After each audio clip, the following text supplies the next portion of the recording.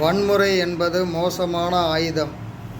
வன்முறையை விட கொடுமையானது அடிமைத்தனம் என்ற முழக்கத்தை முன்வைத்து சுதந்திரத்துக்காக இளைஞர்களை திரட்டி போராடிய ஒரு பெருமகன், மாவீரன், அஞ்சா நஞ்சர் ஐயா சுபாஷ் சந்திர போஸ் அவர்கள்.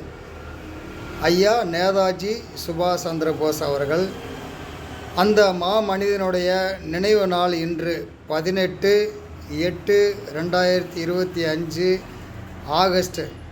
இன்றைக்கி நேதாஜி சுபாஷ் சந்திர போஸ் அவர்களின் நினைவு தினம். அவர் நினைவோடு அனைத்து மக்களும் அவரை வணங்குவோம். அவர் நினைவாக இந்த பதிவு.